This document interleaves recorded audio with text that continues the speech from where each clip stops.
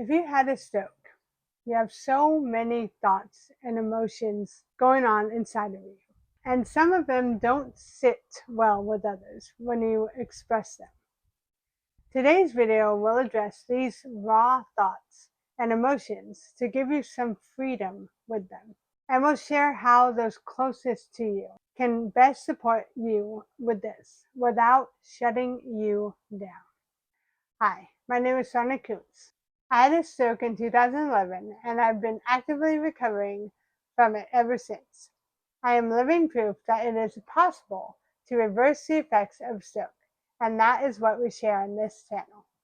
Hi, I'm Peter Kuntz, Sonia's husband. I have more than a decade of experience as a nationally certified health and fitness trainer, and I've been with Sonia every step of the way in her recovery. The three things we focus on in this channel are retraining the nervous system through proper body mechanics, mobility training adjusted for stroke recovery, and the benefits of being on the carnivore diet. If any of these sound great to you, then smash that like button and subscribe to our channel so you don't miss any of our future videos. Disclaimer, we are not medical professionals and nothing we say on this channel should be considered medical advice. All right, so I have a story. And it's I haven't told it to many people because I think for my adult life, that was the hardest day of my life, and so it's been difficult to talk about it. Talking about it, and I just didn't want pity from anyone. That's not what I wanted. It's not what I need. Now, I had an experience, like I had a stroke, but what I thought was going, like I woke up and I thought that my voice was perfect. Like my speech was just the way it always been, like just fine. That my leg, like, yeah, it was, it was, yeah, I couldn't really feel it, or, but I'm just really tired. Like, that was my thought. Like, I was like, yeah, but I'm just so tired. Like, if I just could rest a little while, which, by the way, I was sleeping anywhere between 20 hours to 22 hours every single day. Okay, that was most of it. I was asleep, but yet when I woke up, I was like, no, I'm just so tired. If I could just rest, I'll be fine. Like, I'm always like my mind was like, no, I'm fine. I just need a rest. Give me like a week, and it's fine. And it was like that for 6 months. Okay, and then it was almost 6 months when I woke up, and because my arm was hurting, my arm was back, and it was hurting, and it woke me up. And so I was trying to just come forward, and I couldn't do it, and it took me a while to be able to get that over. And I remember I was just like, okay, that's weird, and I wanted my legs just to come out on the bed and roll over and feet on the ground. Yeah, feet on the ground. And I couldn't. It was very hard to get my right leg to come over and put it on the ground. But I did. But then I was, all of a sudden I'm like, okay, what's happening? What is going on? And sorry. Don't apologize. So when I wanted to call Peter. I was at work at the time. Yeah, but I didn't know that, and so I wanted to call him and realized that I couldn't say his name. And the way that I think about it was, if you watch a movie and you see this person and they go just real fast, do like for 6 months or a year or whatever, and they just like a fast forward montage. Yeah, it was just like that's that's what I felt like. I felt like that 6 months I got everything. And I realized at that point, okay, not only did I have a stroke, which I knew that, but I had a major stroke. And there's like I'm looking at my body and I'm just like, oh my god, like, and I can't talk, or very little could I actually speak. And with a lot of effort. Yeah. So I can't even tell anybody. I can't go to a therapist and at least say what was going on in my head. I couldn't. I had me in my head, and I just started to cry. I started to cry, and I remember I was like, I am broken, and I can't even tell anybody. I can't even tell Peter that I'm just broken because I'm now stuck in a prison, which is me. And that's what I had. And, you know, something really cool and that happened when he came home. And he opened the door, and I think I stayed in that position the whole time. Like, I don't think I moved. I don't think, like, I was stuck and just crying and just like what to do. And what came out was, I can't do this for, Can't go on live a long life. Yeah, for about 40 and 50 and 60 and like that's not life. I'm sorry. Like, I was just like, I'm I'm done. I'm done. And Peter comes home and opens the door, and I took one look at her, at the look in her eyes. Wow, I didn't expect this to kick my ass today. And I had dealt with severe depression since I was 6 years old. So I knew what that was. For those of you who have misconceptions about depression, here's the 5-second crash course. What it's not is being bummed out and feeling sorry for yourself. That's not depression. Okay, that's called being bummed out and feeling sorry for yourself. Yeah. What real depression is wanting to feel better, wanting to feel good, and not knowing how. Even if you remember feeling good 2 days ago, you just don't know how, and you're drowning in this endless sea of shit emotions, and you don't know, and you can't do anything about it. You're just there. That's real depression. I know what that feels like. So I came home, I opened the door, hey sweetie, and I took one look in her eyes and saw what I had experienced for decades.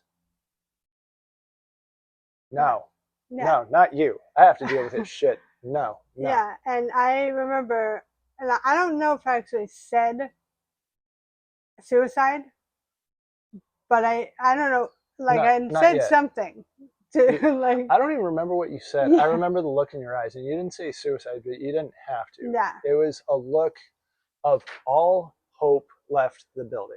Yeah. Yeah. I was just like, and I started crying again, and I was just like, like, again, I couldn't speak. I think more than anything, my voice,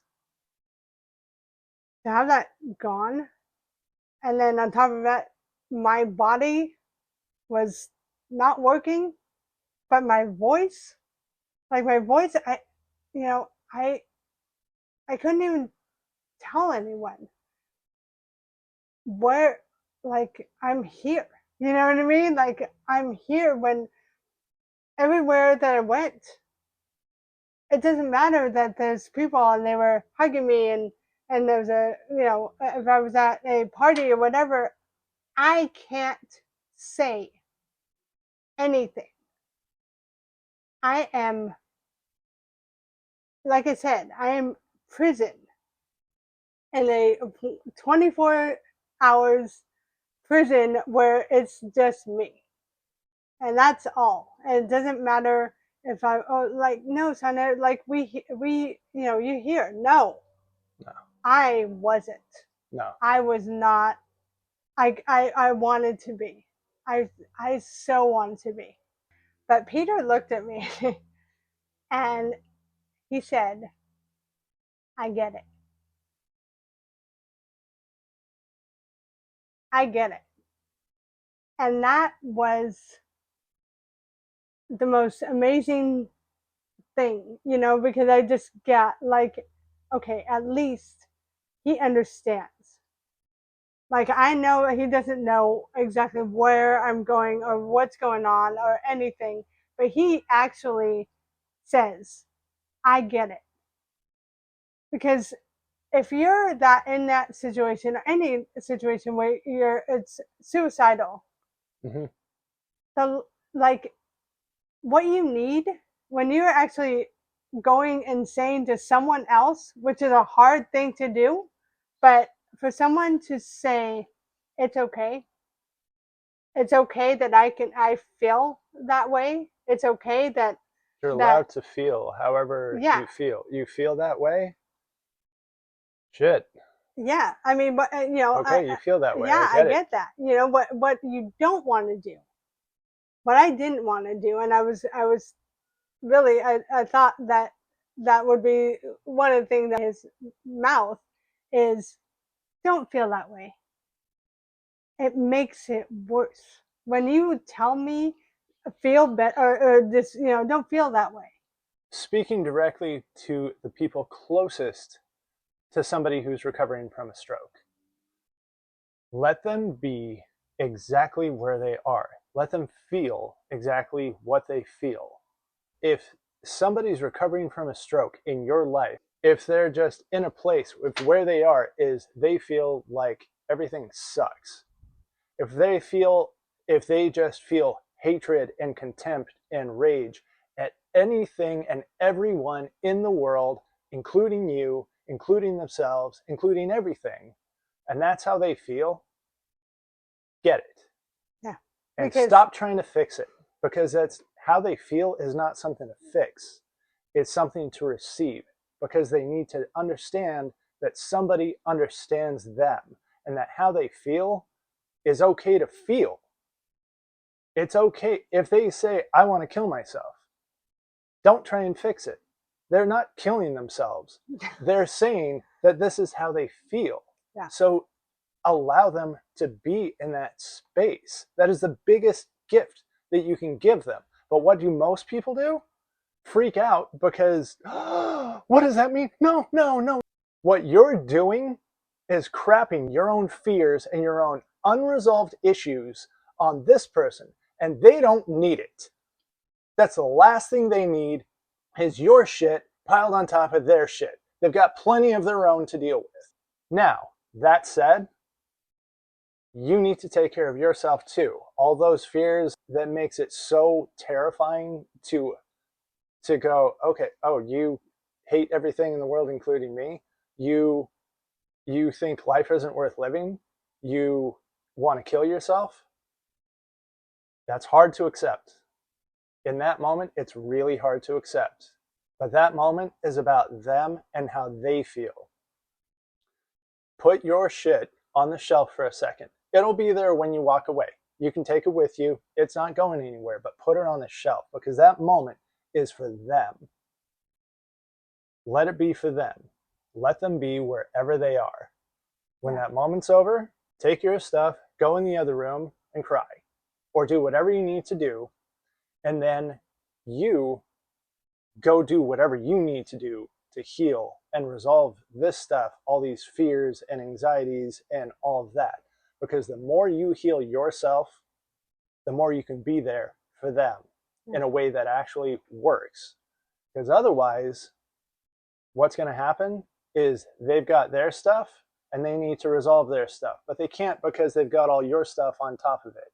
And then also your brother and your sister and your aunt and you're this person and you're that person, and they are smothered to where I'm just not going to try and say anything because nobody wants to hear the real stuff. It's too ugly, it's too scary for them. yeah. Okay, I'm just not even going to try. And Yeah. then you're sitting there and going, they just seem so distant. They had a stroke. That's number one. It's raw. It's ugly. Hmm. It is nasty. Okay, but that is what it's in. They had a stroke. They had a major stroke, and it's gonna be nasty. Okay, so if you're if you say, okay, I am the giver, It's what you signed up sign for. up for, is gonna be ugly. Okay, because the feelings that I had were ugly. They were just mean, and and I at first I hated Peter. Hmm. I hated my parents. I hated my sisters. I hated life. I was just angry and bitter. And I look at everybody coming after me and all on these perfect bodies and go up and down stairs and running just have the option and I don't. And I for me I was trying like figure out like it must be this person, it's their fault or her fault or the you know and I realized that no, that's no one's fault. For all of you stroke survivors, it's no one's fault.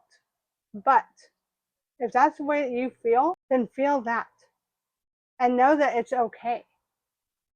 Be angry and know that it's okay. And for the caregivers, you have to give them room to just be that wherever they are.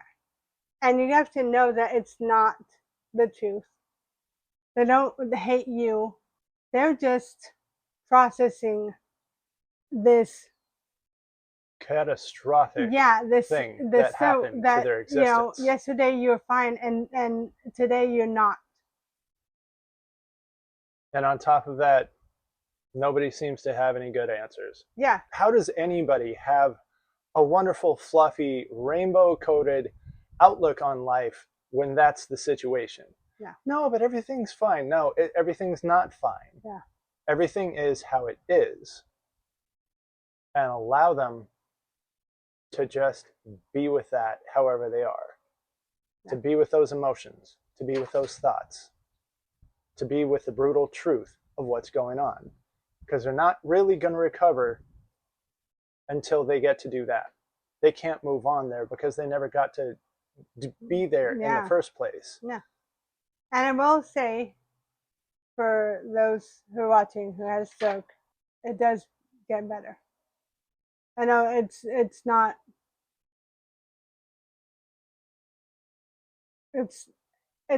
a lot, but as long as you have someone who just says, "I get that," or even I don't get I don't get what you're saying, but that's okay. If the person that who is your caregiver and you say that you're suicidal and they're like, wow, I don't know what you're feeling or what, but I do get that that's the way you feel, and Yeah, that's okay. that's enough, That's enough. by the way. That is such a gift to the person who's feeling it. No. You don't have to have the answers. Most likely, you're not going to. That's okay. If you feel like that, then you can say that to them. Like, I get you feel that way. I'm kind of freaking out about it, and I don't know what to do about it, and I wish I did. But I get that you feel that way. Anything else? No. And if there's something else, then they'll get something else off their chest. They can't get it off their chest unless they can give it to somebody. And listen, I was very lucky because I have this guy who is my best friend, my partner, and he always got everything about where I was. And I am very lucky because I know that there's people who don't have that. And so if you're in that category of had a stroke and have no one who's supporting your mental emotions, Leave a and comment. yeah, and I swear to you, I will get back to you. We will support you. Yeah. And by the way, people, I'm not saying it's okay that if they're suicidal, I'm just saying, oh, okay, and it's fine that they, Yeah, you know, we're not taking it lightly, and neither yeah, should you. You just have a moment. You just want to hit something. You just want to break something. You just want to scream. You just want to freak the hell out for a minute. all right, Okay, I've I've got that out of my system. Or at least I've got that top layer that's overflowing out of my system. But I can think somewhat rationally about it now. Yeah. Thank you for letting me just blowing off some steam. We're not talking about escalation and somebody's searching for the ice pick in the drawer so they can do something terrible to themselves with it. We're not talking about that. We're talking about just expressing emotions that are there. Mm-hmm. So that was a little bit intense. Yeah.